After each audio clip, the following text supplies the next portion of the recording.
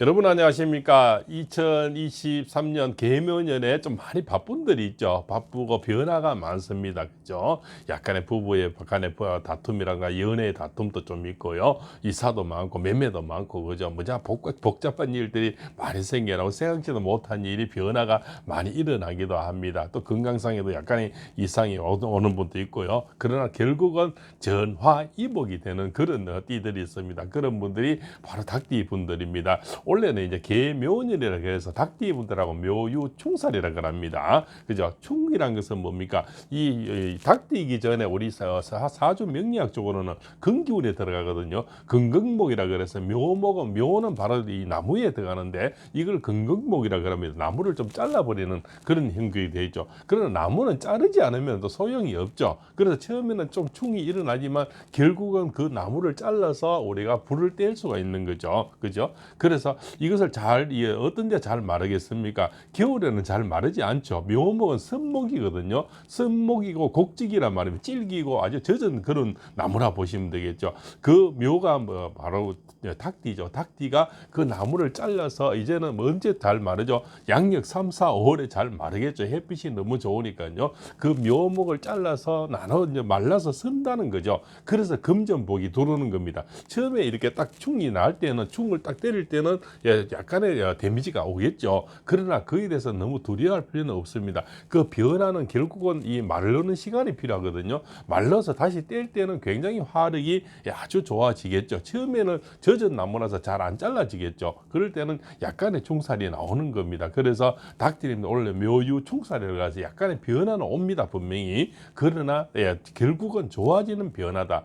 나무는 잘라야만 쓸 수가 있고 그죠. 묘목을 자를 수 있는 거는 또 뭡니까? 바로 닭띠님들밖에 없다는 거죠. 그래서 원래는 결국은 처음에는 약간의 충살이 와서 복잡한 일도 있고 생각지 못한 일도 있고 약간 연애 간에도 부딪히는 일이 많이 있습니다. 부부 간에도 싸움이 좀 있겠죠. 그러나 양력 3, 4, 5월 지나면서 따뜻한 기운을 많이 받으면은 이 묘목이 마르면서 부부 사이나 연애 사이나 사업도 많이 좋아지리라 봅니다. 그죠? 아직까지 꽃샘주의가 있을 때는 분명히 좀 처음에는 묘목이 젖어 있어서 충살의 데미지가 좀 있습니다. 그것은 약간의 파장은 오겠죠. 그것이 부부간의 싸움이라든가 약간 사업적으로 처음에는 좀 어렵다든가 그죠. 연애적으로도 많이 싸움이 좀 일어난다든가 이런 일이 분명히 있거든요. 그러나 너무 걱정할 필요는 없다. 결국은 양력 3, 4, 5를 지나면서 분명히 제가 볼 때는 다시 전화위복이 되어서 사업이 번창하고 연애가 좋아지고요. 부부 사이가 다시 좋아지고 금전복이 좋아지고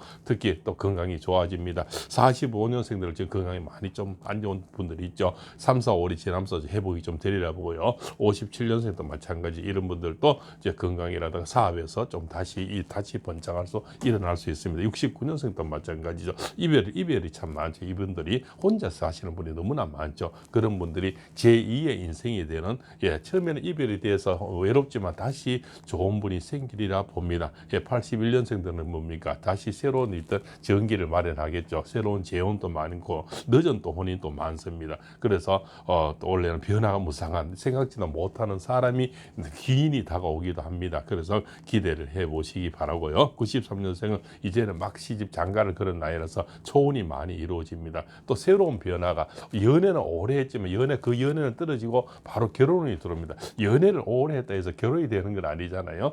그 연애가 이제 종말을 맞고 새로운 사람 만나서 이렇게 후딱 이렇게 경상도 말로 시집 장가를 가게 되는 거죠. 연애를 오래 했다서 대부분 결혼은 이루어지는 않습니다. 결혼은 아주 짧게 이루어지거든요.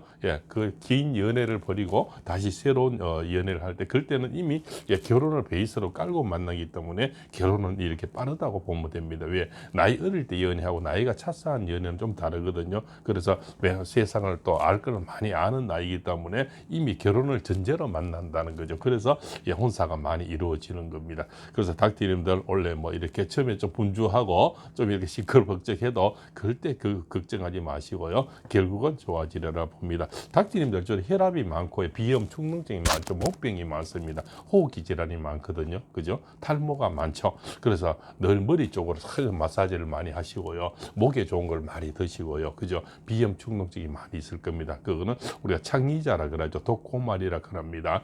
다시 말씀드리면 이 도깨비 풀입니다.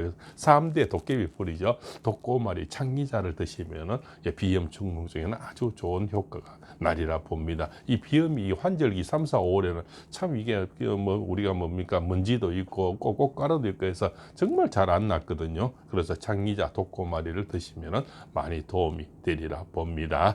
자, 이렇게 해서 닭띠님들의 지금 운세는 양력 3, 4, 5월의 운세입니다. 변화무성하고 이렇지만은 이 따뜻한 3, 4, 5월이 지나면서는 분명히 전화 이복이 돼서 좋은 사업이 되고 좋은 연애가 되고 좋은 결혼 생활이 되고요. 다시 건강이 좋아져서 활발한 닭띠님들의 인생이 펼쳐진다. 이렇게 기대를 해보셔도 되겠습니다. 자, 지금까지 양력 3, 4, 5월의 닭띠님 운세를 올려드렸습니다. 그 내용이 좋았으면 구독, 좋아요, 알림을 주시고요. 닭띠님들의 다음 운세도 팔봉쌤 운세를 기대해 보시죠. 더 낮은 자세로 정진하여서 깨알같고 품격 높고 적중률 높은 철학자로 다시 뵙겠습니다. 장시간 시청해 주셔서 대단히 감사합니다.